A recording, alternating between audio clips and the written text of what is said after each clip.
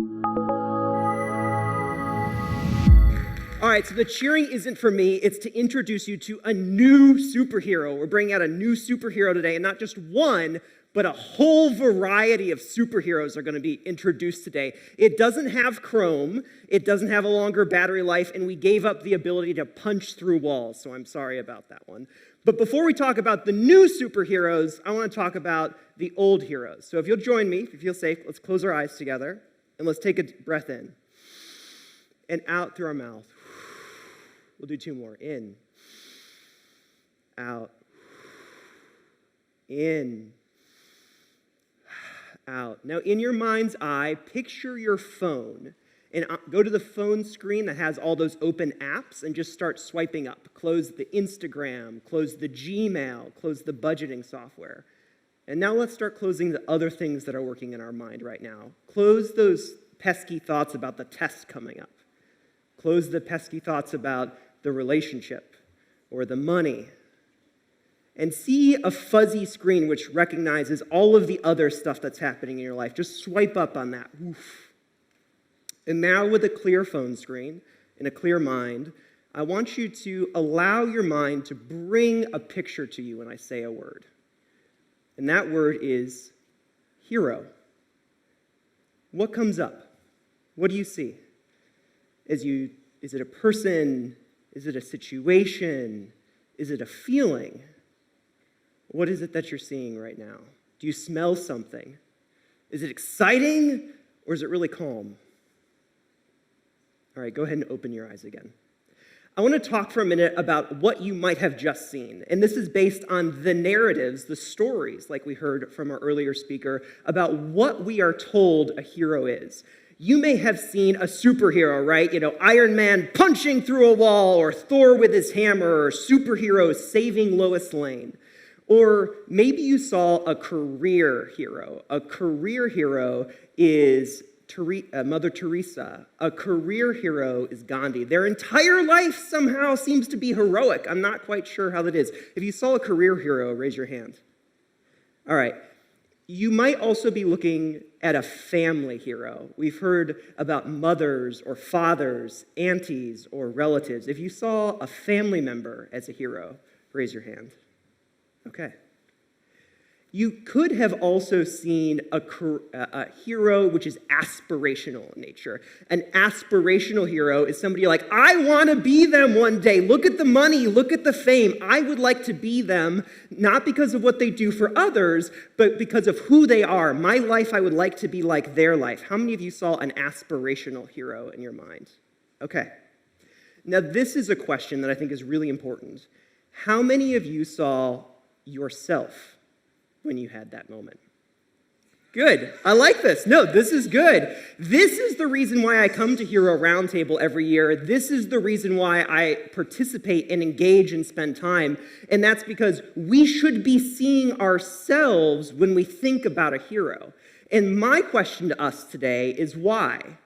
Why did we see family members? Why did we see colleagues? Why did we see superheroes? Why did we see aspirational heroes or career heroes and not ourselves? Why is that? Why don't we see ourselves as heroes? Because if we can make that shift, right, we can start acting like them. If we change the narrative about ourselves, we can start engaging in another way. And this is where we talk about the new hero. I think the real heroes of the world are not just more heroes out there than there are left-handed people. I think that the real heroes are all inside us, right? Tropey a little bit. And I think that's because we've defined hero incorrectly. So the new type of hero I'd like to introduce you to is the moment hero. It's not an aspirational hero. It's not a career hero. It's not a superhero. Nor is it a headline hero where you see in the news somewhere. A moment hero is somebody who walks into a moment and says, I'm going to do the heroic thing in this particular moment. In this moment, I'm going to step up and act in a heroic way. And when we think about heroism, we think about something crazy, something big, something explosive, something on fire. We think about international fraud or intrigue, but that's not what most of heroism actually is. Most of heroism is saying, nah, man, we're not going to talk about that person like that, ever, and especially while we're not here.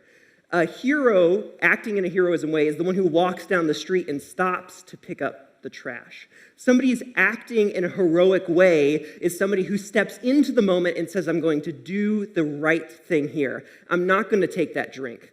I'm going to take the keys away from that person. I'm going to stand up in this meeting and say the thing that's really difficult to say. A moment hero is where all of the real heroism in life happens, but it's hidden to us. It's hidden because it doesn't get out on TikTok. It's hidden because it doesn't make it on CNN. It's hidden because we all don't point, because it's there every day. So today, I want to point out to you that in all of the moments in your day, you're actually engaging with heroes. You're actually engaging with heroism energy within you, but it's just so common, we don't see it anymore. So how do we step into this new type of hero? How do we become more heroic in this way? And the way we become more heroic in this way is by taking 3 actions. And the first one is we notice what's going on.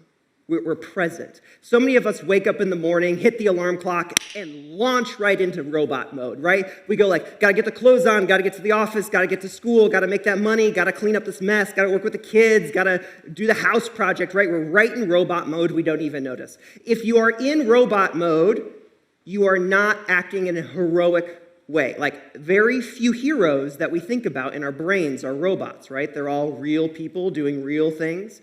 So we have to be present, and we have to be noticing what's going on around us. We have to hear the conversation that we want to stop. We have to hear our inner voice saying, this isn't acceptable. This isn't acceptable. We have to be present in our moments. But when we're present, there's more pain, right? When we're present, there's more pain. So somebody who's a moment hero steps into the pain and says, I'm going to feel this pain. Ooh. I don't like the way this feels. I don't like the way they might think about me. I'm not sure that I want to engage with this. We have to step into the pain. We have to not avoid the pain. We have to go like, oh, I don't like this, right? I think a big misunderstanding out there is that heroes are fearless. Wrong. No, most heroes still feel fear. They just do it anyways. They feel fear and they do it anyways. So you have to be willing to feel the fear, feel the pain, and do it anyways. And then the final thing you have to do is take action. And this isn't some heroic action like running into a building on fire. This isn't some heroic action like flying through the atmosphere to stop the meteorite from crashing down on you. This is the little actions, the moment actions, the one sentence, the one thought, the one breath, where you say, this isn't acceptable, this isn't okay, we're going to take a different idea. We're going to take a different route. I'm going to take a moment here. So I want to leave you with these thoughts.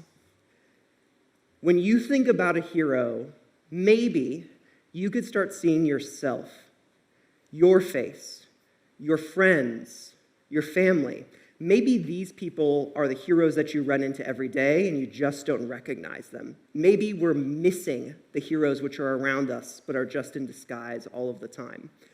And if you want to start seeing yourself as a hero, if you want to start seeing the people around you as heroes, consider these 2 actions.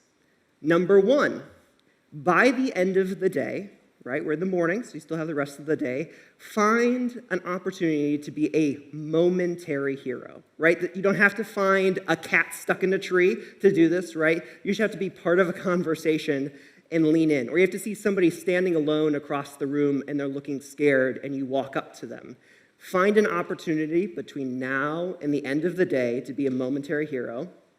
And the second thing is, from now until the end of the week, so just a couple days away, if you do a gratitude practice or a journal, find a time where you can write down the one thing you did that day which was heroic.